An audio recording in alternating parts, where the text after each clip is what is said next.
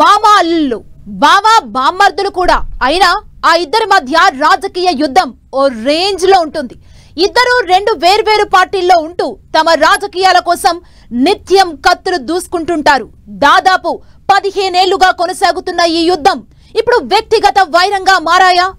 YCP అధికారంలో ఉండగా అల్లుణ్ణి జైలుకు పంపిన మామపై ప్రతీకారం తీర్చుకోవాలని చూస్తున్నారా?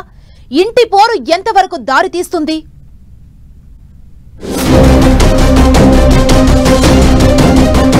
రాష్ట్ర రాజకీయాల్లో సీనియర్ మాజీ స్పీకర్ తమ్మినేని సీతారాం, ఆయన మేనల్లుడు ఆముదాల వలస ఎమ్మెల్యే కూన రవికుమార్ మధ్య పొలిటికల్ వార్ పతాక స్థాయికి చేరుకుంటోంది. ఈ ఇద్దరు రాజకీయ ప్రత్యర్థులుగా 2009 నుంచి తలపడుతున్నా గత ప్రభుత్వంలో రాజకీయ వైరం వ్యక్తిగత కక్ష సాధింపులకు దారితీసిందని ఆరోపణలు ఉన్నాయి. తన రాజకీయ ప్రత్యర్థిగా మారిన మేనల్లుడు రవిని ఇబ్బంది పెట్టేలా అప్పటి స్పీకర్ తమ్మినేని పావులు కదిపారని, ఆయనను జైలుకు పంపేందుకు కేసులు కూడా పెట్టారని చెబుతుంటారు. అయితే ఇప్పుడు టీడీపీ అధికారంలోకొచ్చాక కూన రిటర్న్ గిఫ్ట్ ఇవ్వాలని భావిస్తుండటమే హాట్ టాపిక్ గా మారింది. ఒకప్పుడు టీడీపీలో పనిచేసిన తమ్మినేని 2009లో ప్రజారాజ్యం పార్టీలో చేరారు. దాంతో అప్పటి వరకు తమ్మినేని వెంటే ఉన్న ఆయన మేనల్లుడు కం బామర్ది కూన రవికుమార్ తమ్మినేనికి ప్రత్యర్థిగా మారారు. ఆ ఎన్నికల్లో ఇద్దరు ఓడిపోగా ఆ తరువాత జరిగిన ఎన్నికల్లో కూన రవికుమార్ టీడీపీ అభ్యర్థిగా తొలిసారి ఎమ్మెల్యే అయ్యారు. ఆ ఎన్నికల్లోనూ రవికుమార్ ప్రత్యర్థి తమ్మినేనే. ఇక 2019 వరకు ఎమ్మెల్యేగా పనిచేసిన రవికుమార్ నియోజకవర్గంలో పట్టు పెంచుకోగా 2019 ఎన్నికల్లో వైసీపీ హవాతో తమ్మినేని గెలిచి స్పీకర్ అయ్యారు. ఆ తరువాత ఇద్దరి మధ్య రాజకీయ వైరం మరింత ఎక్కువై వ్యక్తిగత కక్ష సాధించుకునే వరకు వెళ్ళింది.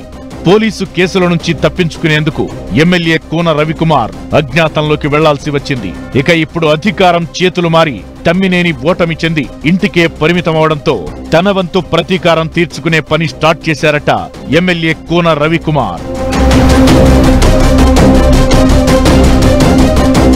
వైసీపీ అధికారంలో ఉండగా తమ్మినేని చేసిన పనులపై ఆరా తీస్తున్నారు.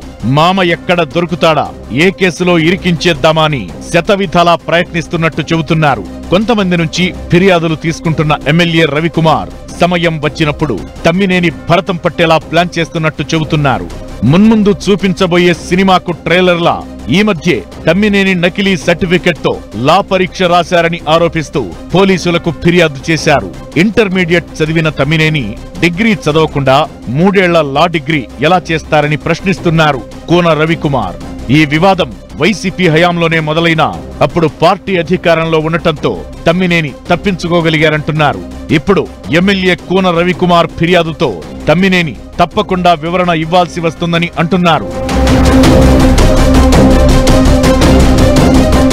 సొంత బంధువులే అయినా రాజకీయంగా ఇద్దరి మధ్య పూడ్చలేనంత అగాధం ఏర్పడటంతో ఎప్పుడేం జరుగుతుందోనన్న టెన్షన్ నియోజకవర్గంలో నెలకొంది.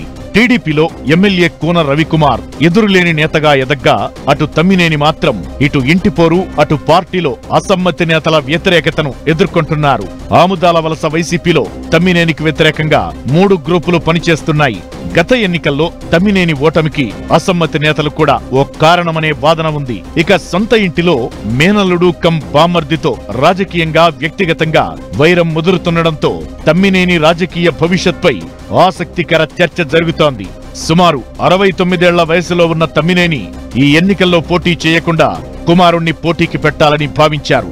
కానీ వైసీపీ అధిష్టానం అందుకు అంగీకరించలేదు. వచ్చే ఎన్నికల్లో వయసు రీత్యా మళ్లీ పోటీ చేయలేని పరిస్థితే కనిపిస్తోంది. ఈ నేపథ్యంలో కుమారుడికి మంచి రాజకీయ భవిష్యత్ చూపాల్సిన బాధ్యత తమ్మినేనిపై ఉంది.